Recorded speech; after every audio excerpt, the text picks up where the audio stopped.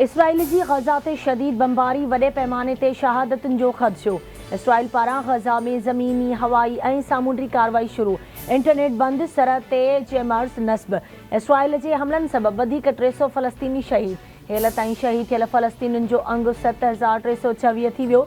21,000 खां वधीक ज़ख़्मी। शहीद थियलनि में गॾियल क़ौमुनि जे रिलीफ एजेंसी जा 15 अहलकार बि शामिल।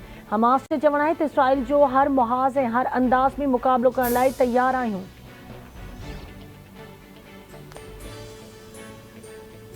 ग़ज़ा में इसराइल जी ज़मीनी कार्रवाई ख़िते लाइ तबाही साबित थींदी। सऊदी अरब अमरीका खे वार्निंग ॾेई छॾी।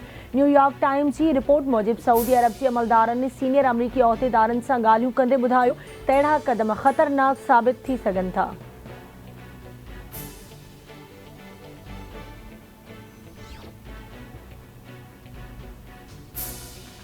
गॾियल क़ौमुनि जी जनरल असेंबली में ग़ज़ा में जंगबंदी लाइ अरब ग्रुप जो ठहराउ मंज़ूर। गॾियल क़ौमुनि जी जनरल असेंबली जे हंगामी इजलास में उर्दन पारां 22 अरब मुल्कनि जी नुमाइंदगी कंदे ग़ज़ा जी सूरतहाल बाबति पेश कयल ठहराउ जे 120 मेंबरनि हिमायत कई। इसराइल, अमरीका ऐं ऑस्ट्रेलिया समेत 14 मेंबरनि ठहराउ जी मुख़ालफ़त में वोट विधो। जर्मनी, इटली ऐं बर्तानिया समेत 45 मेंबर ग़ैर हाज़िर रहिया।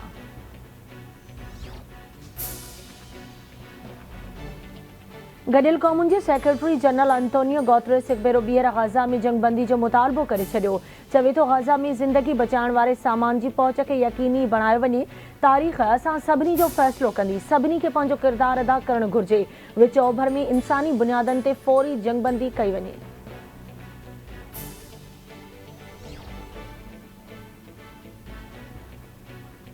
अॻूणे सदर आसिफ अली ज़रदारीअ सां पीपल्स पार्टी अॻवाननि जी मुलाक़ात। ईंदड़ आम चूंडुनि ऐं सियासी सूरतहाल जे हवाले सां ख़यालनि जी ॾे वठि। आसिफ अली ज़रदारी सां मुलाक़ात कंदड़नि में सैयद ख़ुर्शीद शाह, शेरी रहमान, सैयद मुराद अली शाह, सैयद क़ाइम अली शाह, निसार खोड़ो, शर्जील इनाम मेमण, सईद गनी ऐं ॿिया शामिल।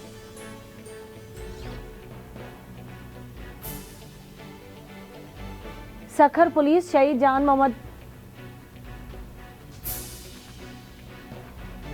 Supreme judicial council justice Mazahir Naqvi खे शोकास नोटिस जारी करे छॾियो। 14 ॾींहंनि जे अंदरि जवाब तलब। नेब जे अॻूणे chairman justice retired Javed Iqbal ख़िलाफ़ रेफरेंस ख़ारिज कयो वियो। सुप्रीम जुडिशियल काउंसिल 29 मां 19 शिकायतूं ख़ारिज करे छॾियूं। 3 मेंबरनि तरफ़ां जस्टिस मज़ाहिर नक़वी खे शोकास जारी करण जी हिमायत कई वई। शिकायतुनि जूं कॉपियूं बि जस्टिस मज़ाहिर खे फ़राहम कयूं वियूं आहिनि।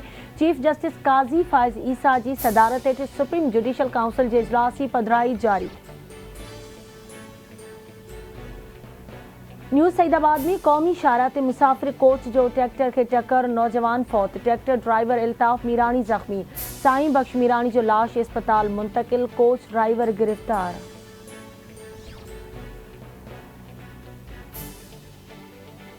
ऐं पाकिस्तान जी वर्ल्ड कप में लगातार चौथी शिकस्त। ॾखण अफ्रीका अहम मैच में दिलचस्प मुक़ाबले खां पोइ पाकिस्तान खे 1 विकेट तां हाराए छॾियो।